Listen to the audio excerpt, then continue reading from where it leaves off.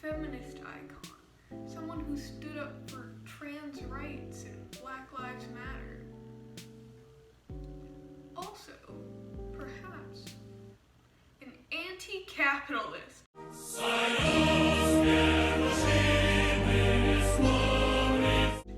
That's right.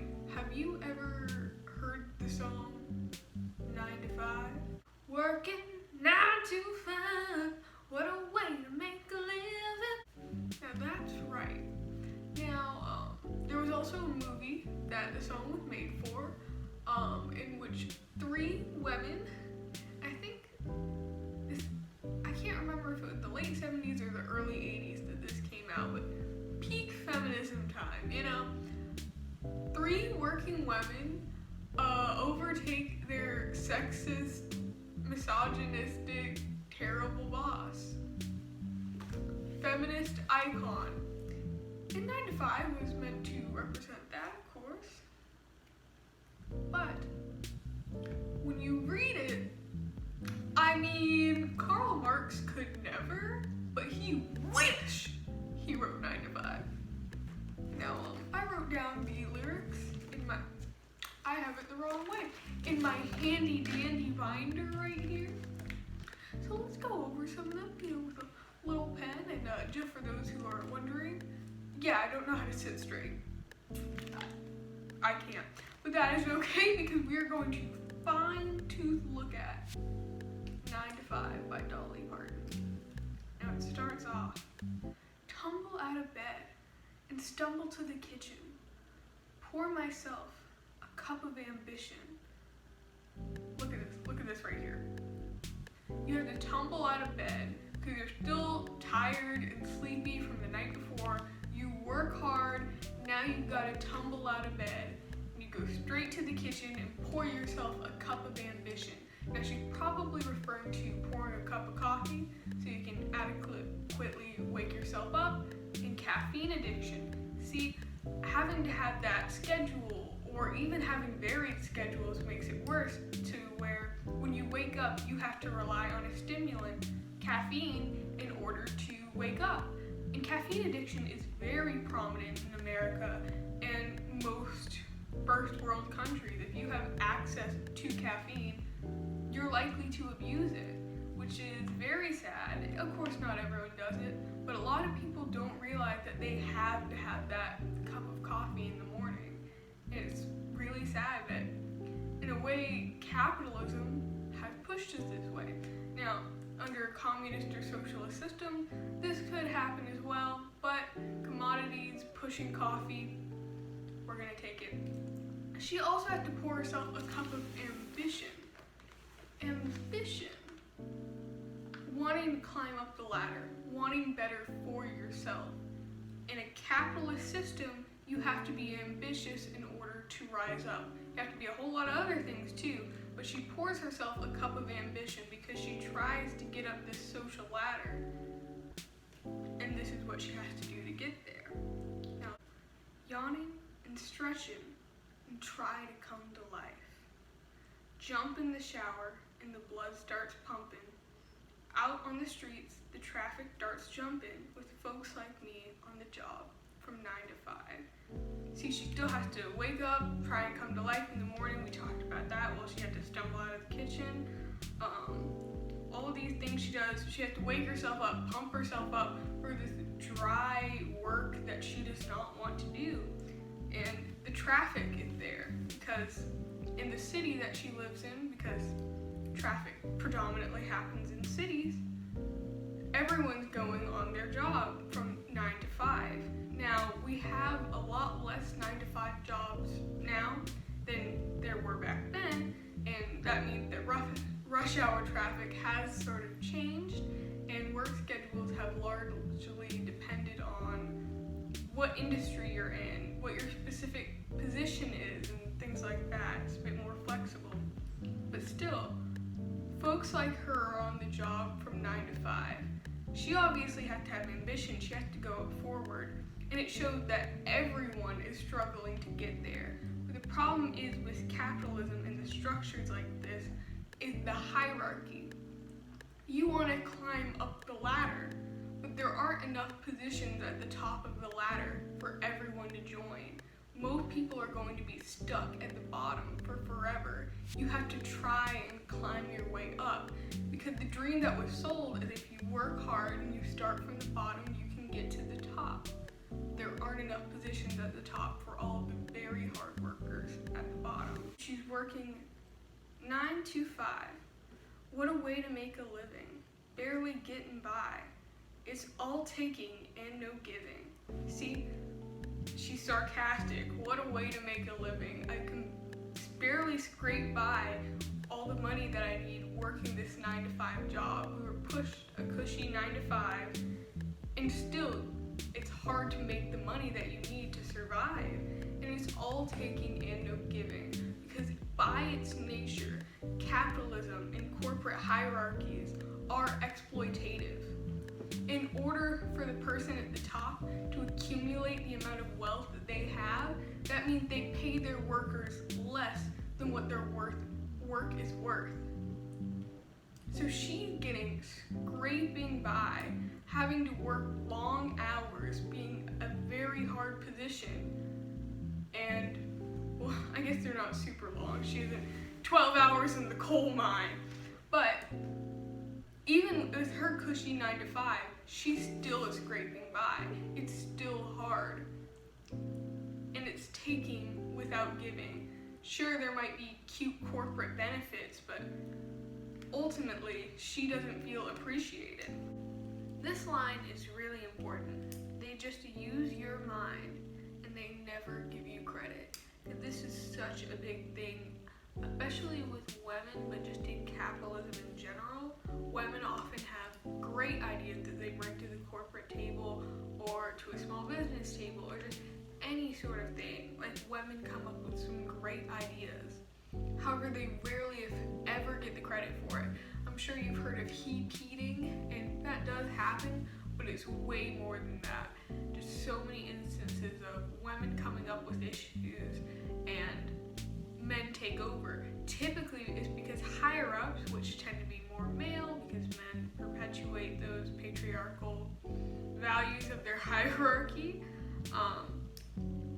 higher-ups want to take credit for the ideas, and you don't get any credit for it. However, this also happens mental labor. There are tons of jobs where you don't necessarily do a lot of physical work, but it's your mind, and you don't get the credit for that. You're a worker, a cog in a machine. It's enough to drive you crazy if you let it.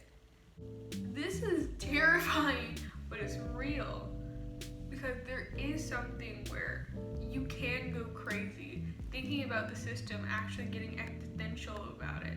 People will say you're crazy, and you have to keep a calm mind about it. There's something in which, because none of us have came out in mass saying that the system's messed up and we want to do something about it, we are deemed crazy for certain beliefs, and questioning authority is crazy now, even though it's not really. 9 to 5. For service and devotion, you would think that I would deserve a fair promotion. See, you're doing your content work, your service and devotion. You've stuck with this company for a while, and you still can't even get promoted. And like I said, that goes back to the structure. There's so many people at the bottom, and you can't get up. And even if you stay in the system, you're devoted to it, most people still won't be able to get up that ladder. It's like in The Office, you know? Michael is the boss, and even though Stanley and Phyllis and a whole bunch of other people at Dunder Mifflin have been working very hard, and they could be better, more responsible bosses than perhaps Michael is, you still don't get to go up that ladder, because there's one managerial position, and then there's everyone else. And want to move ahead, but the boss won't seem to let me. I swear sometimes that man is out to get me. See, this is about hating your boss, but I think hating your boss is actually a symptom of hating the entire system. Except for when your boss just sucks. Like, some bosses are really terrible people. They're misogynistic, like in the case of the movie 9 to 5. Sometimes they're casually racist. There's tons of reasons to hate your boss. Tons. But in this case, it's wanting to move ahead, again, trying to get up that structure, but the boss refuses to promote you because it is a part of the boss's agenda to perpetuate the system in which they got up. So letting someone like Dolly get up that ladder is a no-go. So that man can be out to get you. Sometimes they're not, but it feels that way. And working in a system, trying to get up further and further, it does sometimes feel like it's out to get you, that it's specifically against you. And a lot of the times where people think, oh, it's society that's out to get me, you'll get alt-right groups, you'll get incels, because they think that it's out for them, and they don't realize what the real problem is, i.e. capitalism. Then we get out of the chorus and we go moving on to the next verse. They let you dream just to watch them shatter. You're just a step on the boss man's ladder, but you've got dreams he'll never take away. See, they let you dream, and then they talk about the dreams shattering, but you still have some that they can't take. You get to dream, you get to be ambitious and think, why can't I go up further? I can if I just push myself, go harder. It's the belief in the American dream. However, there is a big problem with that American dream, as ContraPoints has pointed out. Yeah, maybe.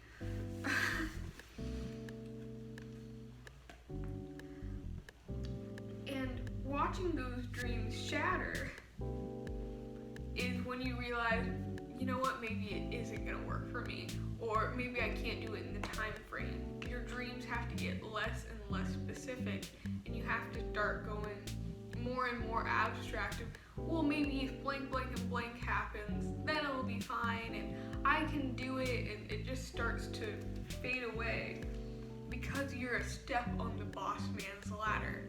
The boss was once at your position, and now he steps over everyone to get to where he is. And you could theoretically step up the ladder that isn't your ladder. The people ahead of you are not going to let you climb up.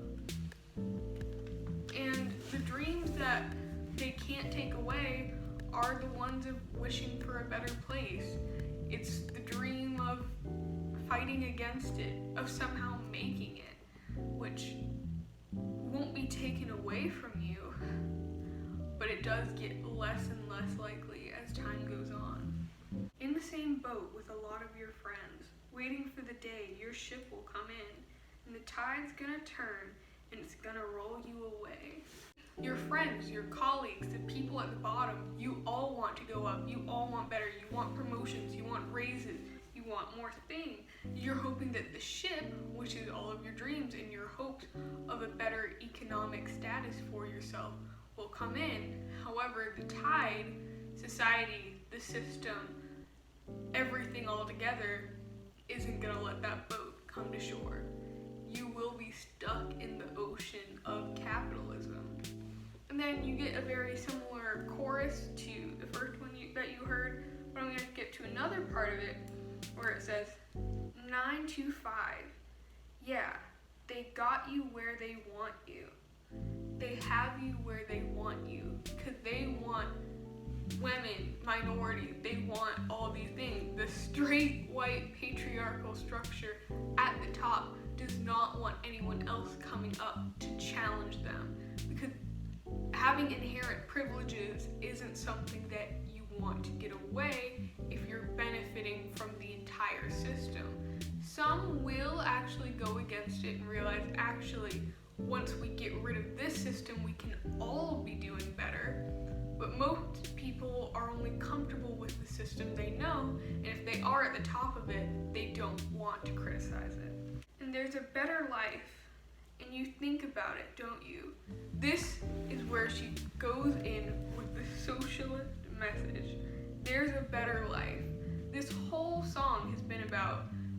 it's a really rough time being in capitalism. So you can take this as a better life of, oh, I could be at the top. But in my interpretation, the better life is socialism. It's where everyone will have equal opportunity and equal support.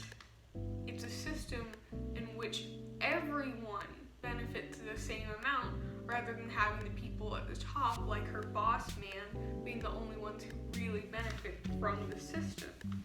And you think about it, don't you? Because you, at the bottom, as a member of the proletariat, do realize that there could be a better system. A lot of proletariat does not come out in record numbers fighting for socialism or communism or anything of the sort, mainly because of the propaganda we've been fed for years against it. But we do think about it, don't we? It's a rich man's game, no matter what they call it. And this goes back to, again, the American dream, a rich man's game. If you are rich, you naturally have the benefits of the top of the system. And they'll often tell you, oh, you can start from the bottom and you can go to the top. But how many people do that? How often does it happen? And what other systems put them up there? And even still, once they get to the top, they become the rich man. They go from the exploited to the exploiter, which is terrifying that we promote that as a great system. It's an inspiring tale to go from exploited to exploiter. It's a horror novel and no one's talking about it. Of course, people are talking about it, but it's not at large. And you spend your life putting money in his wallet. This is where it's at. You spend your life, people will spend from the time, we're just gonna go from, you have a cushy 9-to-5 job and you got out of college and you entered the workforce, well, just say an easy 25, and you left at 65. 40 years you've spent doing work all day, and that's if you're lucky. She's barely scraping by. She's not going to stop working at 65, as less and less people do each year. But she's spending so much of her life, and when you go to school, you go to work so you can do actual work later. In a weird way, even the education system, since it prepares us for our capitalistic world, at least in some sort of way. I mean, some things aren't really related to it, but I guess it can be. But we spend so much of our time working, 9 to 5 in her job, and then she went to school from maybe 8 to 3. You spend all of your time doing this routine that pushes you into things that you don't even like for most people. But specifically, once you enter the workforce under capitalism, your entire life, you put money in other people's wallets because you are getting paid less than the work that you do is worth. You spend your entire life trying to get money to put in your wallet while it goes to people whose wallets are much bigger than yours, and they get the profits of you. It's exploitative, and if you look at this, reading it over and over, I'm looking at it, what I see here is an anti-capitalist rhetoric, and I know Dolly Parton doesn't like to be associated with politics, probably because her fans come from a wide array of left to right, up and down, all around, but this is a socialist song right here. If you are a large supporter of capitalism and you think this is the best system, you can't still like this if you consider it a feminist anthem, which it also serves as. But this is ours. If you want to start up a playlist, Socialism 101, 9 to 5, Dolly Parton. I mean, you can technically read anything into anything, but it's right here. She's not trying to just saying. Thank you and good night.